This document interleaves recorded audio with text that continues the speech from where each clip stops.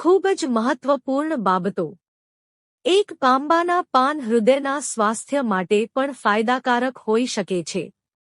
આ એટલા માટે છે કારણ કે તે શરીરમાં ખરાબ કોલેસ્ટ્રોલ ના સ્તરને ઘટાડવામાં મદદ કરી શકે છે. 2. અળસીના બીજમાં ફાઇબરનું પ્રચુર પ્રમાણ હોય છે, જે વજન ઘટાડવામાં મદદરૂપ થાય છે. જો તમે તમારું વજન ઘટાડવા માંગતા હો તો રોજ સવારે તમારા આહારમાં અળસીના બીજ શામેલ કરો. 3. ગોળમાં કેટલાક તત્વો મળી આવે છે, જે ખોરાકને પચાવવામાં મદદ કરે છે. 4. જે લોકો વજન ઘટાડવાનો પ્રયાસ કરી રહ્યા છે, તેઓએ તેમના દિનચર્યામાં નારિયેળ પાણીનો સમાવેશ કરવો જોઈએ. 5. નારિયેળ પાણી માઇગ્રેનમાં ફાયદાકારક સાબિત થઈ શકે છે.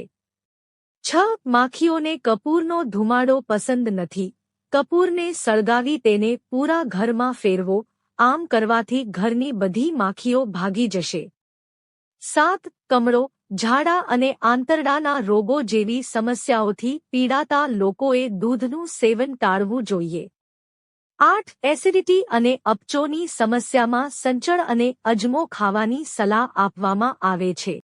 તેનાથી પેટમાં ઉત્પન્ન થતો વધારાનો ગેસ દૂર થાય છે અને એસિડિટીથી પણ રાહત મળે છે. હાર્ટબર્ન પણ ઘટાડી શકાય છે. અજમો અને સંચળ એસિડ રિફ્લક્સ ઘટાડે છે. 9. કદમના ઝાડના મૂળના રસમાં ખાસ લિપિડ રિડ્યુસિંગ ઔષધીય ગુણ હોય છે, જે સ્થૂળતા ઘટાડવામાં ખૂબ જ મદદરૂપ છે. દરરોજ તેનું સેવન કરવાથી સ્થૂળતા ધીમે ધીમે ઓછી થાય છે. 10. તુલસીના પાનમાં એન્ટીઓક્સિડન્ટ અને એન્ટીબેક્ટેરિયલ ગુણો જોવા મળે છે. આથી તેમને પાણીમાં ઉકાળીને પીવાથી શરીરની રોગપ્રતિકારક શક્તિ વધારવામાં મદદ મળે છે. 11. તુલસીમાં એન્ટીબેક્ટેરિયલ ગુણો જોવા મળે છે. આથી તુલસીના પાન પાણીમાં ઉકાળીને પીવાથી શરદી, ઉધરસ, ગળામાં સોજો, દુખાવો અને ખરાશમાંથી રાહત આપવામાં મદદ મળે છે. 12. દાંત સંબંધિત સમસ્યાઓમાંથી રાહત મેળવવા માટે પણ તમે તમારા આહારમાં એલોવેરા જ્યુસને સામેલ કરી શકો છો. 13. જો તમને પેશાબ કરવામાં તકલીફ થઈ રહી છે કે તેના રંગમાં ફેરફાર જોવા મળે છે, તો કિડનીની સમસ્યા હોઈ શકે છે. 14. ડાયાબિટીસના દર્દીઓએ વધુ પડતા પાકેલા કેળા ખાવાનું ટાળવું જોઈએ. પાકેલા કેળામાં સુગરનું પ્રમાણ વધુ હોય છે. તેનું જીઆઈ પણ વધારે હોય છે.